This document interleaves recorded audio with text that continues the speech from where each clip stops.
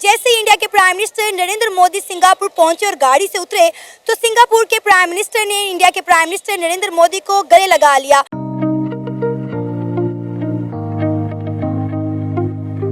और वहां पे जो इंडियन डायस्पोरा था उन्होंने कथक करके इंडियन गाने चलाकर जो है इंडिया के प्राइम मिनिस्टर नरेंद्र मोदी का बड़ा ग्रैंड वेलकम किया।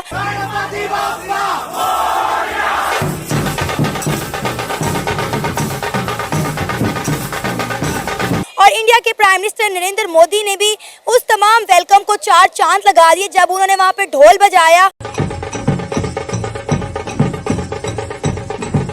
और उनके इस ढोल बजाने की वीडियो सोशल मीडिया पर बड़ी तेजी के साथ वायरल हो रही है। ये तो मोदी साहब जहाँ भी पहुँचते हैं कुछ ना कुछ ऐसा कर देते हैं, ये तो हमने देखा है, कुछ ना कुछ वहाँ पर ऐसा हो जाता है कि वो फिर वायरल हो जाता है। सिंगापुर भले ही छोटा देश हो लेकिन भारत के नजरिए से देश काफी महत्वपूर्ण है। इंडिया ऑलरेडी इस चीज को जानता था कि सिंगापुर की अहमियत क्या है और इसको कैसे लेके चलना है। और मोदी जी जो है वो डेफिनेटली वहां से भी मुझे लग रहा है कि कुछ ना कुछ बिजनेस वगैरह लाने के चक्कर में है। नरेंद्र मोदी का जो भी विजिट है वो अपने मुल्क के लिए कर रहा है और वो जो है ना अपने मुल्क के लिए बहुत जबरदस्त प्राइम मिनिस्टर बन चुका है। जो इस्लामिक वर्ल्ड है वो इंडिया के बहुत ज्यादा करीब हो गया। देखिए मैं आपको एक छोटी सी बात बताऊंगी कि सिर्फ इस्लामिक वर्ल्ड नहीं, पूरी दुनिया का जो टिल्ट है वो इस वक्त इंडिया की तरफ है। और इंडिया को जो है ना आप देख सकते हैं कितने दिन ब दिन उनकी तरक्की है जारी IT सेक्टर में वो देखे। वैसे तो चाहे वो सिंगापुर हो या कोई भी जगह हो, हर जगह हम यही देखते हैं कि जो इंडियन प्राइम मिनिस्टर है या इंडियन गवर्नमेंट है वो बिजनेस के ऊपर बहुत ज्यादा जो है वो तवज्जो देते हैं। जो सिंगापुर है वहाँ पर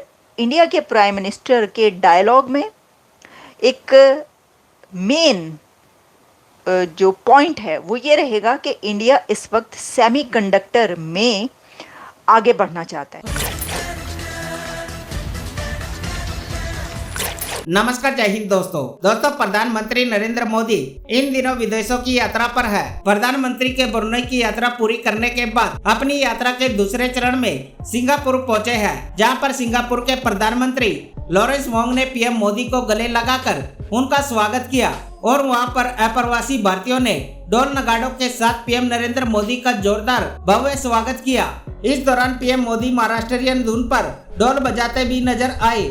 PM मोदी का ढोल बजाते हुए वीडियो सोशल मीडिया पर बड़ी तेजी से वायरल हो गया, जिसमें हर वर्ग के लोगों ने इस हल्के फुल्के पल का जश्न मनाया और सिंगापुर में उनका स्वागत किया, जहां वह करीब 6 साल बाद अपनी पहली यात्रा पर आए हैं। बाद में एक महिला ने भी प्रधानमंत्री को राखी बांधी और कई लोगों ने इस अवसर पर उनके साथ सेल्फी लेने के लिए होड़ मचा दी। सिंगापुर में PM मोदी का ऐसा भव्य स्वागत देख पाकिस्तान भी हैरान है। तो चलिए दोस्तों, इसी पर आगे पाकिस्तानी मीडिया का रिएक्शन देखते हैं। इंडिया के प्राइम मिनिस्टर नरेंद्र मोदी इस वक्त ब्रुनेई के बाद पहुंच चुके हैं सिंगापुर और सिंगापुर में उनको वार्म वेलकम किया गया है सिंगापुर के प्राइम मिनिस्टर की तरफ से, क्योंकि हमने देखा जो वीडियोस चल रही थी उसके अंदर उनके काउंटर पार्ट उनको लेने के लिए नरेंद्र मोदी साहब की गाड़ी तक पहुंचे हैं, क्योंकि नरेंद्र मोदी जिस वक्त गाड़ी से बाहर निकले हैं और वो बाहर निकल के उन्होंने मुड़ के देखा है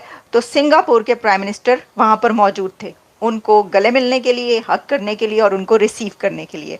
तो सिंगापुर के प्राइम मिनिस्टर ने उनको बहुत वार्मली वेलकम किया है।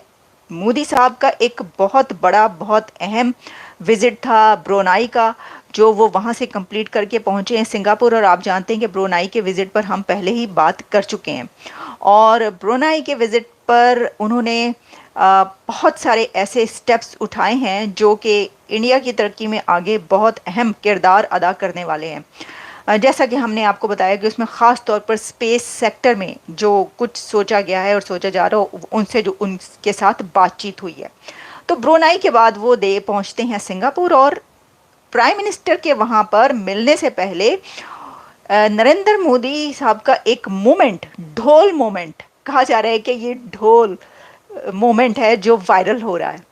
अब ढोल मोमेंट क्या है नरेंद्र मोदी का? नरेंद्र मोदी साहब का ढोल मोमेंट ये है कि जब वो वहाँ पर पहुँचे तो इंडियन डायस्पोरा ने एज़ यूजुअल उनको बहुत वार्मली वेलकम किया।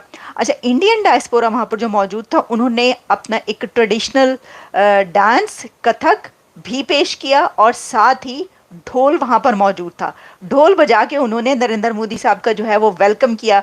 तो जाहिर है कि जब इंडियन डायस्पोरा वहाँ पर मौजूद है तो अपने लोगों के साथ मिलकर उन्होंने वहाँ पर ढोल बजाया, मतलब कोशिश की है। He was trying to play dhol, और लोगों ने फिर उसकी बड़ी वीडियोस बनाई, और इस वक्त मीडिया पर, सोशल मीडिया पर दुनिया की 5वीं बड़ी इकोनॉमी, 5th लार्जेस्ट इकोनॉमी के प्राइम मिनिस्टर के अपने डायस्पोरा के साथ मिलकर ढोल प्ले करने का मोमेंट वायरल हो रहा है। अब ये तो मोदी साहब जहाँ भी पहुँचते हैं कुछ ना कुछ ऐसा कर देते हैं, ये तो हमने देखा है, कुछ ना कुछ वहाँ पर ऐसा हो जाता है कि वो फिर वायरल हो जाता है। कभी कोई सेल्फी ले लेता है उनके साथ खड़ा होके, हैं जी, और कभी जो है वो उनके साथ गले मिलते हुए दिखाई देते हैं, और फिर पुतिन को जो है वो हक करते हैं तो वायरल हो जाता है, ज़ेलेंस्की को हक करते हैं, उनके कंधे पे हाथ रखते हैं तो वायरल हो जाता है, और वो ब्रुनाई के सुल्तान के महल में जाते हैं तो वायरल हो जाता है।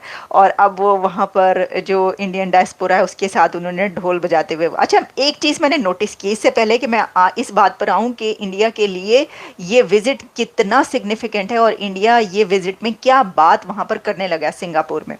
तो देखिए, मैंने ये देखा है कि जब किसी कंट्री का कोई प्राइम मिनिस्टर या वो पहुंचता है, मसलन जब हम पाकिस्तान की बात करते हैं, पाकिस्तान का कोई प्राइम मिनिस्टर शहबाज शरीफ या जब वो दूसरे कंट्रीज़ में पहुंचते हैं तो उसी कंट्री के जो लोग हैं वो अपना ट्रेडिशनल डांस, ट्रेडिशनल सॉन्ग्स और वो सब पेश किया जाता है।